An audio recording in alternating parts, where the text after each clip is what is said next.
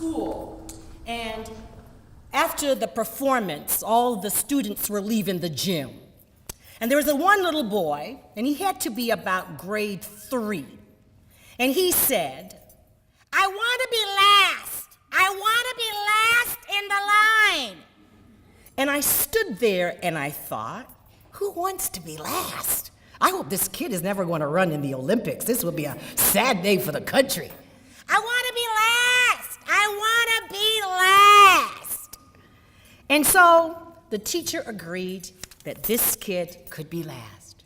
And all the children filed past, and I stood at the entrance of the gym, and they filed past, and they looked at me like, "You're such a superstar." And I thought, yeah, rock goddess, this is good. Because our students see us, parents and teachers, as superstars. And slowly, he approached. And when he got to me, I said to him, "Excuse me, honey, but I want to ask a question. I want to know why you want to be last in line." And he said, "I am the back of the line leader." He did. And just like you, the other students laughed. The teacher, she wasn't sure quite yet how to respond. This could be something incredibly deep, a moment that she might miss. And so she smiled. And I looked at him and I said, "What's your grade level?" And he said, "I'm in grade 3.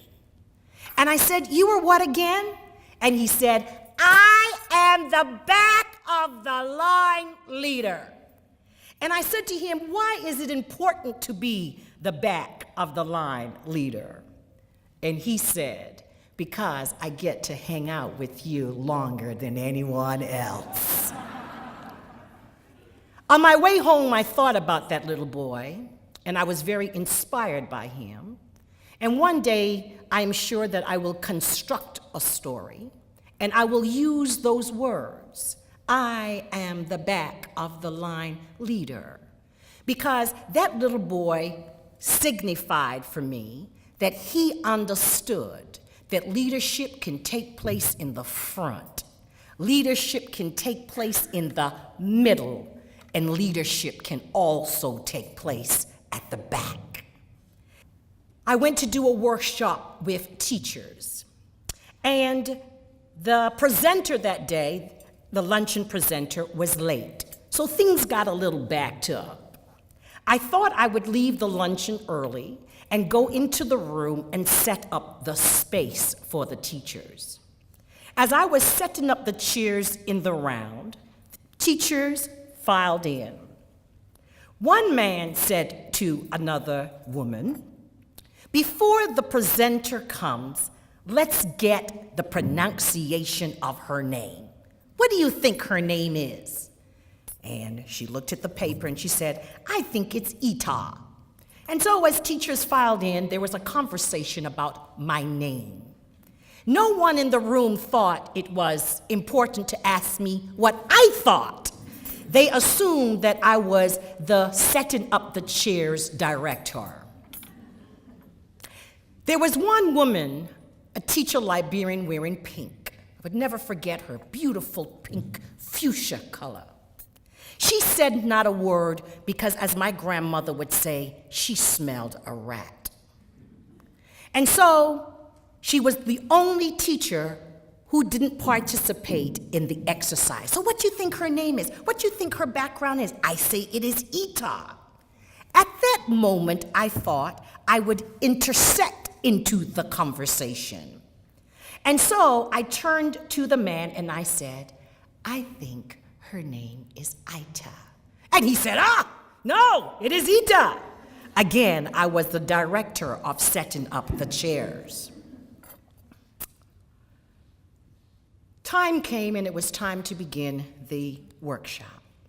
And I stood and I said to the teachers gathered, before I begin, before she comes, I think we should hand out our business cards so we could network after this workshop. And they agreed. So some people who had business cards took out their business cards. And then I took out my business card and I shared it around. And I could see them looking at the business cards and thinking, oh my God, is it Itah? Oh my gosh, we told the woman her name was wrong. What were we thinking? We thought she was the director of the chairs. But that little grade 3 boy, he recognized in his innocence, in that moment, that leadership can come from many places. When I looked at the Durham District School Board's website, I was very impressed with the number of activities that were up on the website. The first thing that struck my attention was the initiative on November 11th, Remembrance Day, and that initiative is with the LGBTQ community. And that initiative is an ongoing series of discussions and workshops informing the community at large about things and challenges, issues, the assets of that particular community. I noted that it was November the 11th, Remembrance Day. And the first thing that came to mind was the Canadian author Ken Setrington. And Ken worked for the Toronto Public Library in the capacity of the youth advocate. And he wrote a book called Pink Triangle. And in his book, it's published by Second Story Press, I believe, another Canadian publisher. He talks about the gay community in Nazi Germany. He talks about people from the gay community who participated in the war. He talks about people who were persecuted because of their sexual orientation.